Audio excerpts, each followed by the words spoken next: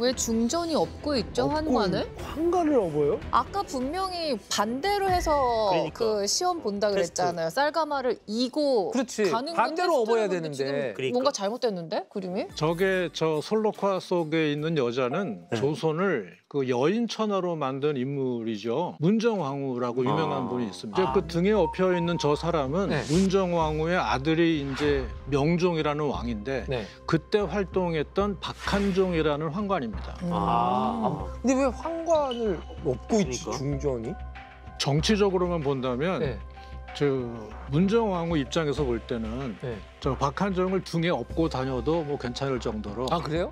완전히 오른팔이었다고 볼 수 있어요. 저 두 분의 그 관계는 문정왕후의 아들인 명종이 네. 왕위에 오르기 전 그 바로 앞에 왕인 자기 형 인종이 시름시름 병을 앓았을 때부터 이제 그 인연이 시작이 되는 겁니다. 당시 박한종은 네.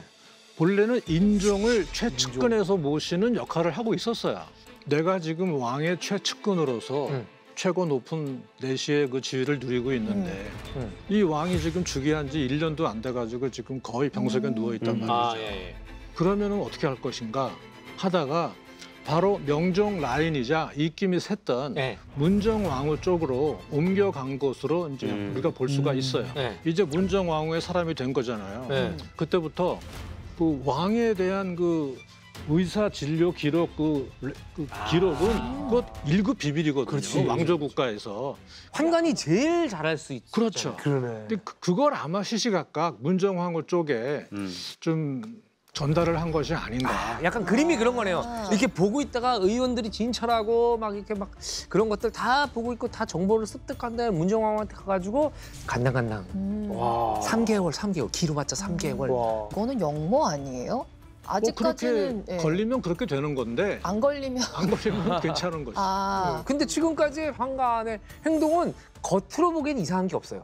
그렇죠. 그리고 네. 왜 사실 그 사람이 진짜 권력에 오르기 딱 직전부터 도와준 사람들 있잖아요. 그러니까요. 그런 공신이 분들이 돼요. 이제 그렇지. 약간 정권이 바뀌거나 뭔가 이렇게 좀 바뀌면은 그분들이 좀 높은 곳에 추대돼서 가시잖아요. 아, 그때의 은혜를 이제 약간 보은 같은 네. 느낌으로 그럼 요 분도 뭔가 좀 바뀌고 나서 우리는 이제 결과를 아니까. 바로 3등 공신에 책봉합니다. 아.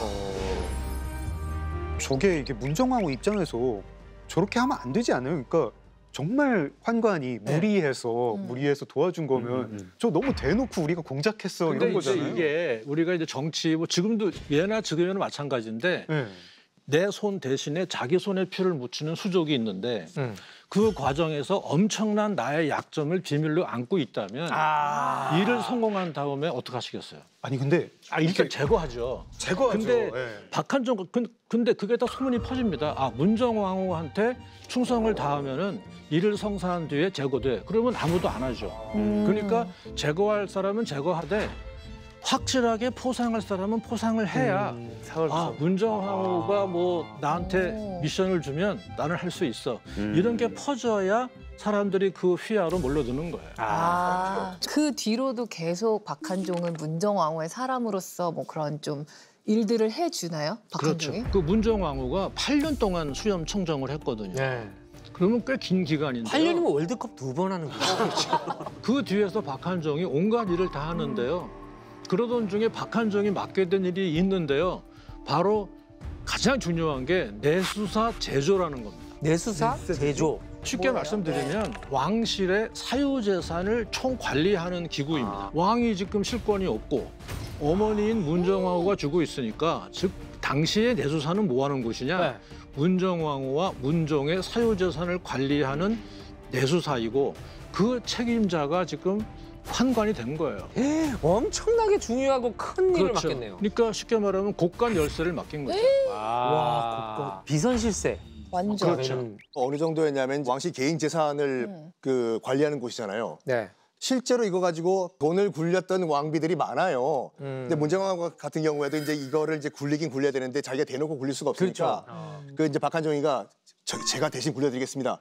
해가지고 이걸 굴려가지고 이 박한종의 여러 가지 횡포가 있는데 그 중에 하나가 뭐냐면 이제 조선은 유교 국가지 않습니까? 네. 근데 문정왕후가 이제 불교를 중흥한다고 해가지고 봉은사 또 키우고 이제 보우 스님과도 이제 짝짝꿍이 돼가지고 이제 불교를 중흥시켰는데 네. 사대부들이 이제 뭐라고 할 거 아니에요. 저 이거 뭐 하는 거야 지금 우리 유교국가 왜 불교가 들어오냐고. 저를 이렇게 크게 지으시냐고.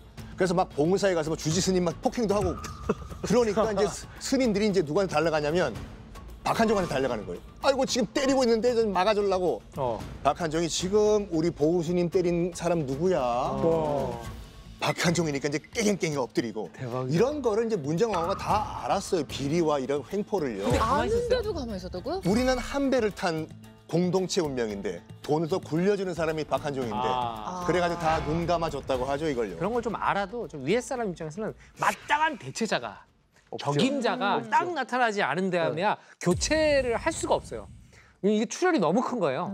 일단은. 당시 박한종이 어느 정도로 횡포를 부렸는지는 명종실록에도 기록이 잘 나와 있는데요. 내 수사의 위험과 권한을 멋대로 휘둘러 외방의 수령들을 조정까지 하므로 수령들이 다투어서 그 문간에 찾아가게 되고 궁에 있는 사람까지도 또한 사사로이 만나는 자가 있습니다. 야. 박한종이 한창 득세를 하던 중에 네. 경복궁에 큰 화재가 일어난 겁니다. 맞아.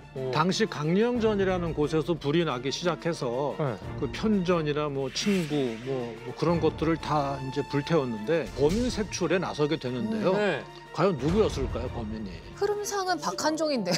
범인은 박한종이 맞고요. 아 맞아요. 그러니까 역시 자기도 한 배를 탄 사람인데 일부러 불을 낸 건 아니었고요. 아 일부러가 기록에 보면 당시 실수. 그 박한종이 내관을 수리하는 총감역관을 맡았던 것 같아요. 네. 수리하는 과정에서 온돌 테스트를 했나 봐요. 네. 근데 그때 이제 아랫사람의 건의를 무시하고 지 맘대로 하다가 화재가 난 거죠. 저 죽일 놈 하던 이제 문무백관 대신들이 한 목소리로 모두 박한종에게 엄한 처벌을 내리라고. 하용 아니면은 최소한 삭탈관직하고 유배. 다 가능성이 있는데요. 네. 그 결과를 우리 준혁 씨가 당시 임금인 명종의 톤으로 네. 한번 멋있게 예, 읽어주시기 될지 모르겠지만 네. 한종은 다만 명을 받들어 시행했을 뿐이다. 내 비록 청명하지는 못하나 어찌 전혀 시비를 분변하지 못하고 한종의 술수에 빠졌겠는가. 온도를 고치고 불을 떼는 것은 문을 잠그지 않고도 할 수 있는 일이다. 파직을 윤호하지 않는다. 파직은 그냥 벼슬을 뺏는 건데 그것도 안 한다는 거는 징계를 거의 안 했다는 건데. 그렇죠. 사실은 이게 그 정도의 문정왕후의 뒷배가 없다면 파직을 떠나서 유배나 심한 경우 극형에 처할 수도 있는 일인데요. 문제는 아무런 벌을 받지 않게 됐다는 것이죠. 더 이상 박한종에겐 거칠 게 없게 된 것입니다. 네, 그렇겠네요. 그래도 이제 다행인 거는 경복궁 화재 이후에 대신들이 그 상소를 6개월 동안 계속합니다.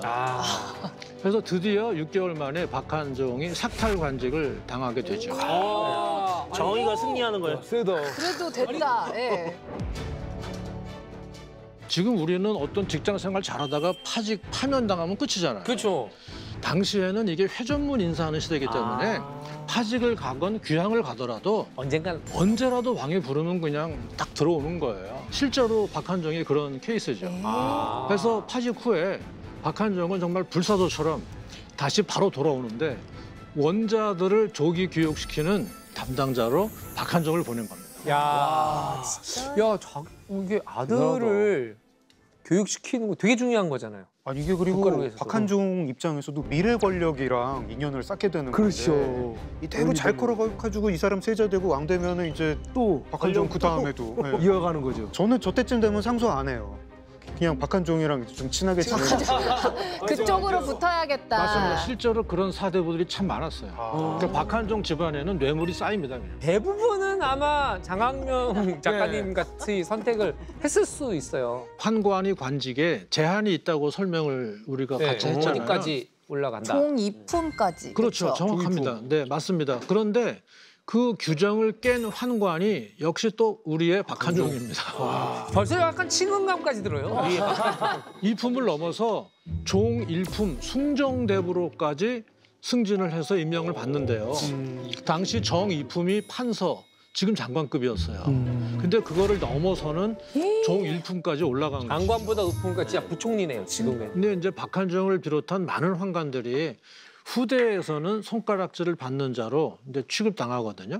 그 예로 명종실록에 이런 말이 남아 있어요. 박한종이 후한 은총을 받아 부귀로 일생을 마쳤으니 그에게는 다행이지만 국가로서는 큰 불행이다. 야, 역사엔 결국 이렇게 남았네요. 환관의 시작은 왕을 보조하는 충실한 보조자였지만 네. 이렇게 힘이 세지면서 걷잡을 수 없는 세력으로 변질되기도 했습니다. 하지만 욕심이 지나치면 화가 된다고 하죠. 그렇죠. 나라를 위해 생긴 직책인 만큼 그 본분은 넘지 말아야 하지 않았을까요?